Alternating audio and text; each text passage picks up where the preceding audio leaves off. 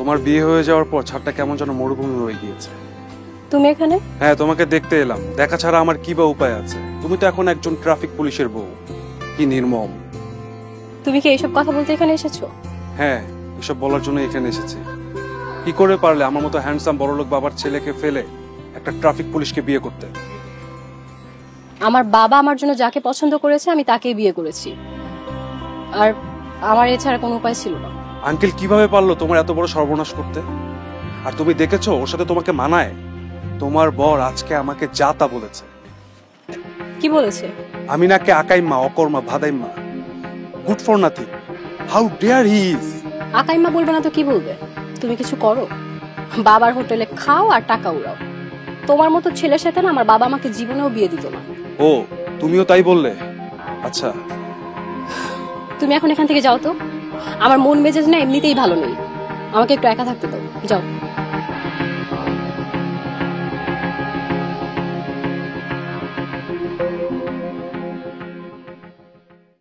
কি ব্যাপার, জামাই বাবাজি এলো না? আজকে তোর ডিউটি আছে, চলে আসবে এখনই। কি বললাম, শুক্রবারেও ডিউটি? এটা আবার কেমন কথা? নতুন বিয়ে করেছে, ছুটি নেবে, রেস্ট করবে, বউকে সময় দিবে, তা না শ্বশুরবাড়িতে যে দাওয়াত আছে সে কথা কি মাথায় আছে? ট্রাফিক পুলিশের চাকরি, চাইলে কি ছুটি নেওয়া যায়? শেষ পর্যন্ত খুঁজে খুঁজে একটা ট্রাফিক পুলিশের সাথে বিয়ে দিলা। দেশে কি ছেলের আকাল পড়ছিল? এখন এসব কথা বলছো কেন খালামণি? যখন বিয়ে ঠিক করলো তখন তো কিছুই বলনি। ওরে বাপরে বাপ, তোর বাবা যে রাগী মানুষ, তার মুখের উপরে কথা বলা যায় নাকি? তাহলে আর কি, আমার বিয়ে নিয়ে আজকে পর থেকে আর কোনো কথা বলবে না। কপাল আমার একা পুড়েছে, তোমাদের তো পুড়েনি। ও যে জামাই বাবা এসেছে, যা তো দরজাটা খুলে দিয়ে।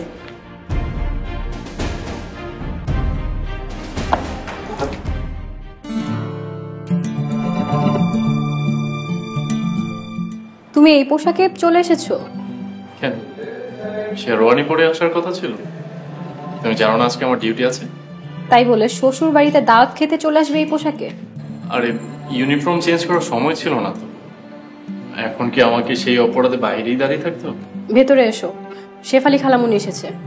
না জানি তোমাকে দেখে কত কথা শোনায় আমাকে। আর শোনো, তুমি এখনই ভিতরে গিয়ে ইউনিফর্ম চেঞ্জ করবে। বাবা তোমার জন্য নতুন শার্ট প্যান্ট রেখেছে, ওগুলো পরবে। আসো।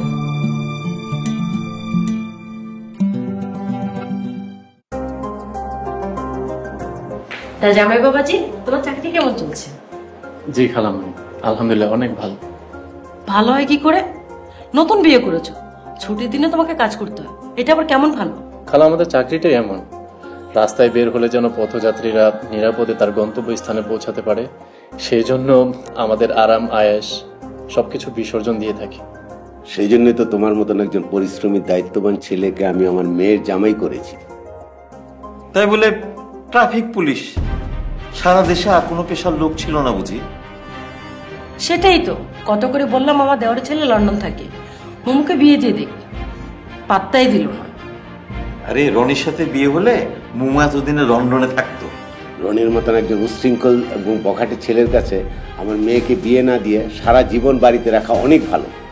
রনি ভাইয়াকে আমার ভালো লাগেনি বাবা, কেমন যেন প্লে বয় টাইপের, সব মেয়ের সাথে ফ্লার্ট করে বেড়ায়। দুলাভাই, কোনোদিন আপনি আমাদের কোনো কথা রাখেননি, দেখে শুনে শেষ পর্যন্ত ট্রাফিক পুলিশের সাথে। শেফালি, আমার মেয়ের জামাইকে নিয়ে একটা উল্টাপাল্টা কথা তুমি বলবে না। আমি সমস্ত কিছু বুঝে শুনে আমি করেছি। দাওয়াত খেতে এসেছো, খেয়ে বাড়ি চলে যাও। আমার পরিবার নিয়ে নাক গলানোর চেষ্টা করবে না। আমার মা, সবাইকে খাবার দাও।